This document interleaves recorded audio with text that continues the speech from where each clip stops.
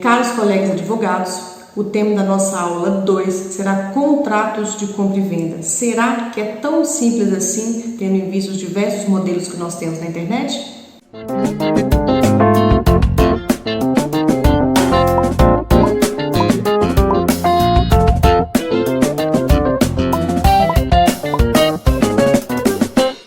Então, muita gente questiona por que tem uma série de modelos na internet e por que ele não é aplicável a todos os casos. E o motivo é muito óbvio, porque cada caso deve ser tratado de uma maneira específica. Usar modelos da internet não é o melhor caminho para se fazer com nenhum tipo de tratamento na via judicial. Eu acredito muito que os modelos servem para nos ensinar, para dar amparo de alguma legislação específica, para você aprender sobre determinado tema e corroborar com seus entendimentos aí jurídicos, mas nunca deve ser usado na totalidade para tratar de maneira específica casos que precisam de tratamento específicos. E nós vamos começar a falar sobre a modalidade de pagamento dos contratos de compra e venda. Eu vou detalhar alguns modelos aqui no decorrer dessa nossa aula, só para explicar para vocês a diferenciação, tá? E agora nós vamos explicar então o que é a modalidade de pagamento pró-solvendo, tá? Quando o contrato de compra e venda tiver essa determinação pró-solvendo, significa que o vendedor, ao vender o objeto do contrato, ele reserva para si o domínio da propriedade. O que isso significa? Significa que, em caso de inadimplência do comprador desse objeto, o vendedor pode resguardar para si esse patrimônio. Na hora de executar pela inadimplência do devedor, ele pode pegar o bem para ele de volta. Ele tem uma segurança jurídica a mais.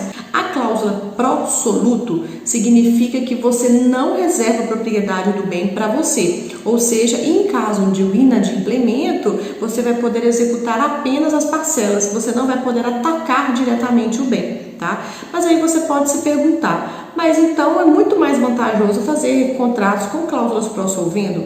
Não. Sabe por quê? Porque depende muito do que seu cliente quer. E cada caso ele demanda um tratamento diferenciado para você poder lidar. E eu vou contar para vocês dois casos que se aplicam tanto na modalidade pró-solvendo quanto na modalidade pró-soluto para vocês entenderem. Vamos supor que você está querendo vender aquele carro velhinho e aí aquele carro está cheio de problema, o motor já está ruim, o vaza-óleo demais, o pneu já está gasto, e aí você vai vender aquele carro e você vai falar, olha, esse carro aí da tabela FIP dele, ele vale uns 10 mil reais, mas pelo estado de conservação ele deve valer aproximadamente aí uns 4 mil, né? E aí você, na hora de vender esse veículo, você fala, olha, ele vale pela tabela FIP 10, mas pelo estado de conservação a gente pode colocar aí uns 4, 5 mil, eu vou vender para você por 6 mil e você cuida do resto, claro, né? O vendedor tem que ter sempre a boa fé de informar a situação do veículo, fala que o veículo está totalmente danificado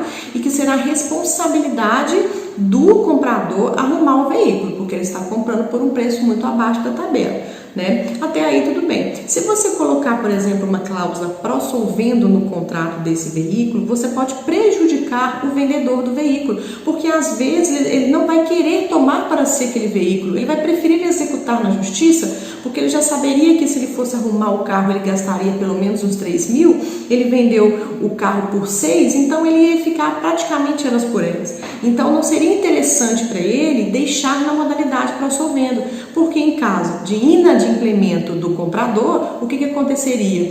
Ele teria o veículo de volta para ele, né? E aí ele teria que arcar com eventuais prejuízos que o veículo tivesse, ou talvez, dependendo da situação, reembolsar aí o comprador das benfeitorias realizadas. Enfim, é uma série de situações. Então não seria vantajoso para esse cliente reservar o domínio da propriedade desse veículo, porque o que ele iria fazer com ele? Né? E aí a gente poderia colocar a modalidade pró-soluto, que seria o quê? A cobrança do pagamento. O comprador, ele não poderia devolver esse veículo ao vendedor em hipótese nenhuma. Então ele teria que pagar a dívida sem ter que fazer abatimento proporcional de preço com a devolução do bem. Então, tá vendo como que significa a diferença? Porque muita gente no primeiro momento pode achar que essa cláusula pró-solvendo é mais vantajosa, mas não é. Vamos colocar agora uma vantagem de ter a cláusula pró-solvendo. Vamos supor que você vai vender o seu imóvel e aí esse comprador ele vai te pagar parcelas ou financiadas ou até mesmo pode ser através de cheque, enfim, que isso acontece muito. E se você coloca na modalidade pró-soluto, você está prejudicando completamente o vendedor, porque em caso de inadimplemento, esse vendedor não vai poder pegar o imóvel de volta, ou seja, ele vai ficar muito no prejuízo, que ele vai ter que executar somente as parcelas em atraso, então será um baita de um prejuízo, né? Então eu quis mostrar para vocês como é que a gente tem diferenciações dessas cláusulas e como elas podem ser aplicadas na prática, para entender como que norteia aí a relação contratual. Vamos pegar um exemplo de um imóvel que, como eu disse, eu falei na modalidade pró-solvendo, vamos falar agora de um mesmo imóvel na modalidade pró-soluto. Vamos supor que você vai comprar um imóvel que você só tem que o comprador, ele só tem o contrato de compra e venda, ele não tem registrado o imóvel no nome dele. O imóvel tem várias construções que não foram também averbadas na matrícula, o imóvel está com dívida de IPTU, tem uma série de pendências no imóvel e o comprador quer comprar o imóvel mesmo assim. Para que colocaríamos uma cláusula pró-solvendo nesse contrato que resguarda a propriedade do bem? Porque em caso de uma rescisão contratual, o vendedor ele estaria no prejuízo, porque dependendo de como for feito o contrato, ele teria que devolver valores para esse comprador. Então, talvez também não seria vantajoso. Então, é analisado muito caso a caso. Então, você sempre tem que entender, quando você for colocar no contrato forma de pagamento, deixar bem claro como se dará a modalidade de pagamento, se pró-soluto ou pró-solvendo.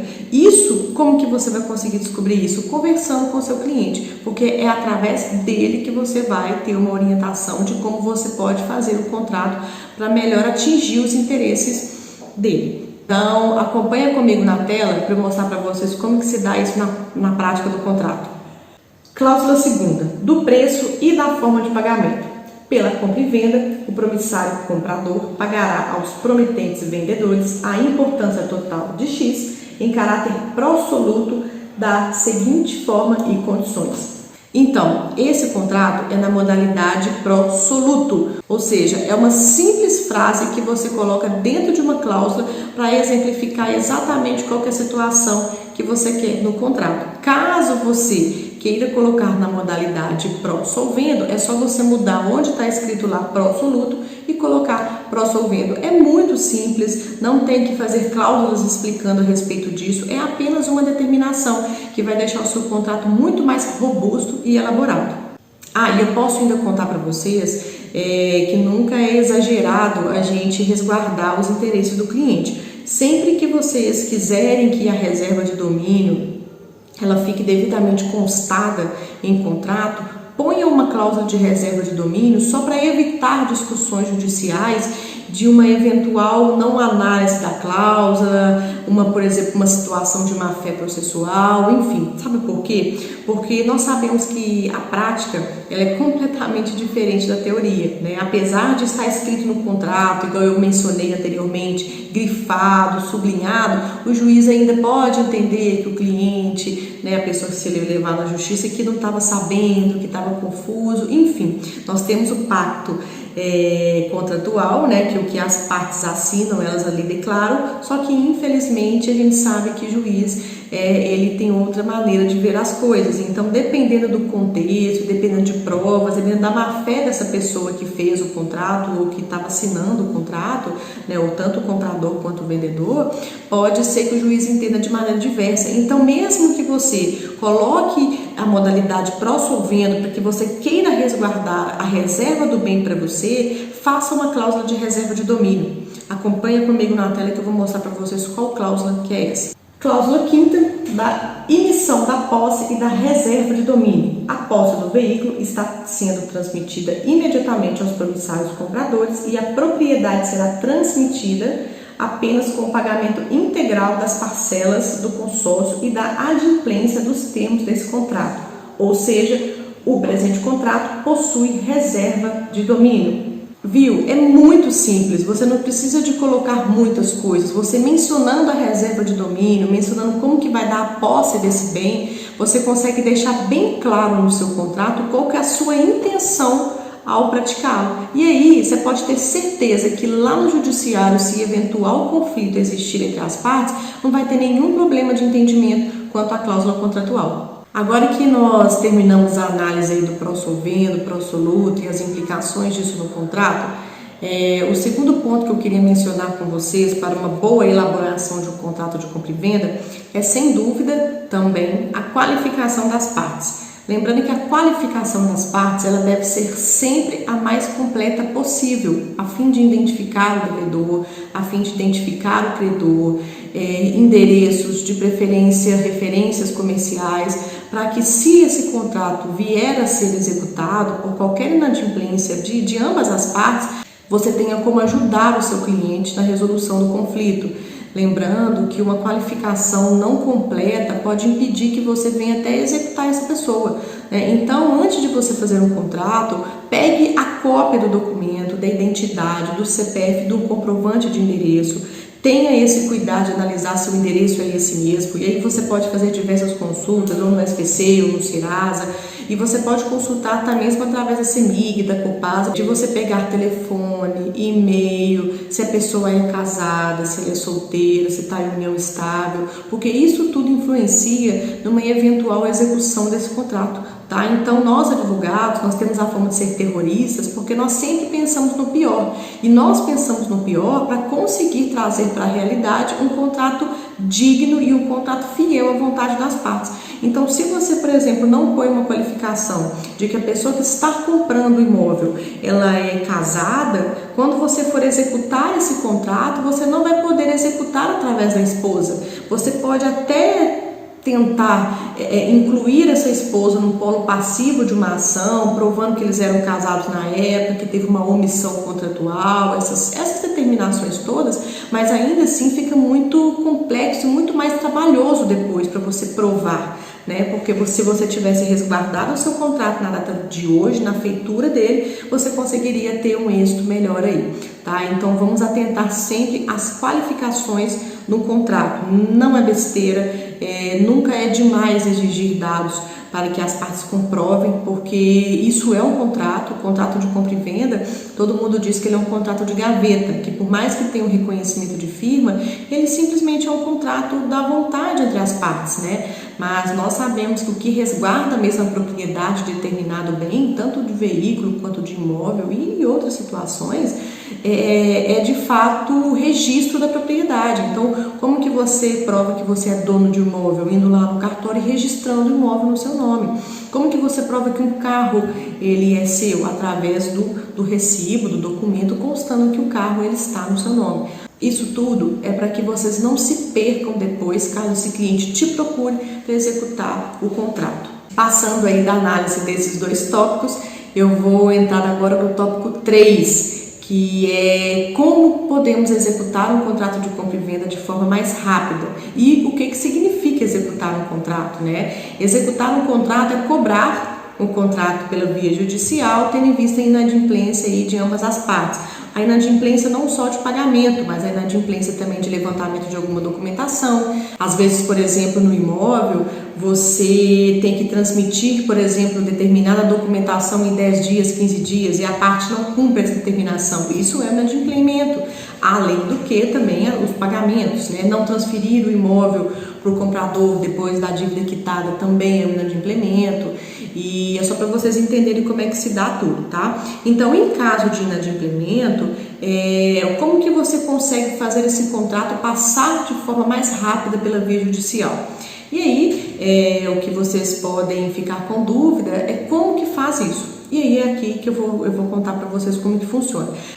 Nós sabemos que o processo, até mesmo agora, com as alterações do Código de Processo Civil, nós temos fases processuais, né? Então nós temos aquela primeira fase, que é a fase de conhecimento do processo, que é quando o juiz toma conhecimento, e aí depois, em caso de eventual sentença, tanto positiva quanto negativa, a gente entra numa fase que chama execução da sentença, ou o cumprimento da sentença, né? E aí é onde entra de fato que você vai cobrar o que o juiz te deu, né? Tanto pode ser em dinheiro quanto também uma obrigação de fazer. E como que você pode fazer esse contrato, não passar pela fase de conhecimento, que é a fase mais demorada, porque tem que marcar audiência, tem que escutar a outra parte, o juiz tem que avaliar outras provas, vai marcar uma audiência de instrução e julgamento, para depois do processo todo saneado, é que aí sim vai ter a sentença, e aí depois da sentença é que entra a fase de execução. E até chegar na fase de execução é um longo caminho, né? Nós sabemos aí que o nosso judiciário ele realmente é muito lento, nós temos até a decisão final e o famoso levar o que ganhamos cerca de 2 a 3 anos, de acordo com a pesquisa do CNJ. Então é relativamente bem demorado. E como que você pode fazer caso esse contrato venha a ser inadimplido na via processual? O que você pode fazer? Todo contrato é sempre bom nós colocarmos 2 testemunhas. Muita gente acha que não colocar testemunhas não vai alterar em nada no processo. Pelo contrário, a testemunha contratual ela é de suma importância. Por quê? Porque ela torna o contrato executável, ou seja, 2 testemunhas confirmaram o pacto ali descrito e você pode executar esse contrato pela via direto da execução. Vamos acompanhar o que diz a lei? Dos requisitos necessários para realizar qualquer execução. Artigo 784 do CPC diz que são títulos executivos extrajudiciais, inciso 3º, o documento particular assinado pelo devedor e por 2 testemunhas. Ou seja, a própria lei, o próprio Código de Processo Civil determina que o documento assinado por 2 testemunhas torna totalmente executável qualquer inadimplência que vier a acontecer. Então, você resguarda imediatamente o seu cliente de qualquer problema, além do que agilizar toda uma fase judicial que pode demorar cerca de 2 a 3 anos para se resolver e pode ser resolvida assim, de maneira super rápida. Fala que essa não é uma dica sensacional.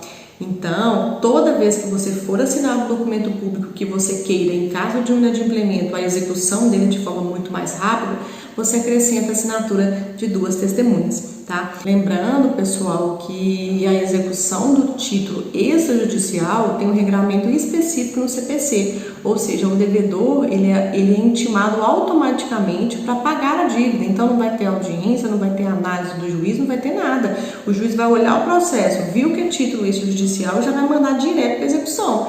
E aí ele vai ter um prazo de 3 dias para pagar sob pena de penhora. E aí a penhora ela pode ser realizada de várias formas, né? Que aí isso é um tópico para a próxima aula. Então acompanha comigo na tela para a gente olhar a determinação da lei. Artigo 829. O executado será citado para pagar a dívida no prazo de 3 dias contados da citação. Tá vendo que no parágrafo 1º diz: do mandado de citação constarão também a ordem de penhora e avaliação a serem cumpridas pelo oficial de justiça, tão logo verificado o não pagamento no prazo assinalado, de tudo lavrando-se auto com intimação do executado.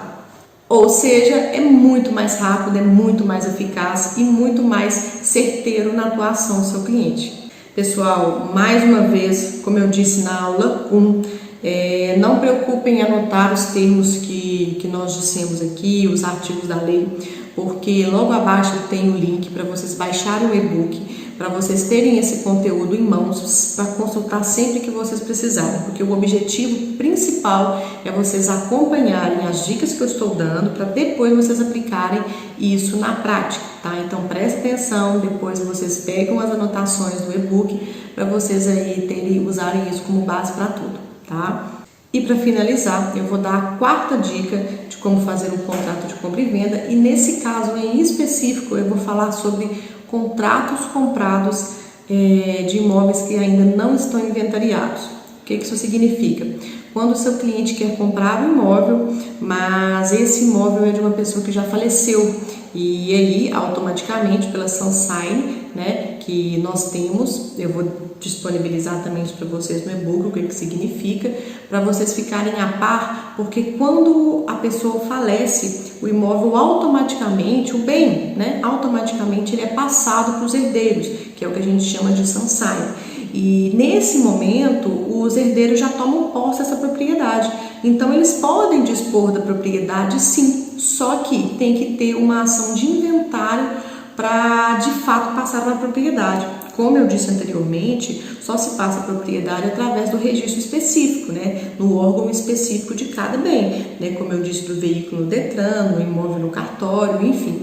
E caso esse imóvel ou esse veículo ele não tenha um registro específico, ele não está inventariado, ou seja, está no nome do falecido, mas não foi transmitido para os herdeiros, como que compra o imóvel nessa modalidade? Nesse caso, é arriscado, né? A gente tem sempre que orientar nosso cliente que é arriscado, mas existe a possibilidade de fazer sim um contrato de compra e venda. E nesse contrato de compra e venda, eu tenho visto muita gente realizar os contratos sem analisar uma coisa muito importante, que é a questão dos herdeiros. Quando você vai comprar um imóvel, vou dar um exemplo básico, você compra o imóvel da esposa e de um filho. São dois herdeiros, a esposa e o filho. E só existem os dois, o que eles te falaram, e aí você faz um contrato de compra e venda só com esses dois herdeiros. E aí, depois de passado um tempo, descobre que tem um outro herdeiro que era um filho fora do casamento. Como que faz nesse caso? E o possuidor de boa-fé, que é o seu cliente que comprou esse imóvel. Então, para evitar qualquer tipo de problema, eu sugiro que toda vez que você estiver mexendo com imóveis que ainda não foram inventariados, que você coloque essa cláusula que eu vou passar na tela agora. Acompanhe comigo. Você vai colocar uma cláusula especificando as declarações desses vendedores, para que eles declarem algumas situações que nós vamos falar aqui agora. Declaro sobre responsabilidade civil e criminal que, parágrafo 1º, são os únicos herdeiros do falecido tal, do qual estão na Sansaine, nos termos do artigo 1784 do Código Civil, desde o falecimento do mesmo em tanto. Item A. Caso apareça algum herdeiro preterido, até então desconhecido pelos promitentes vendedores, estes se comprometem a dar àquele o seu canhão hereditário, não permitindo que recaia sobre o imóvel ou objeto desse contrato eventual nulidade de partilha e da alienação. E aí a gente vai especificar algumas situações caso isso venha acontecer. Caso eventual nulidade da partilha e da alienação ocorram, os promitentes vendedores deverão devolver todo o dinheiro recebido do promissário comprador, uma vez que o promissário comprador é possuidor de boa-fé.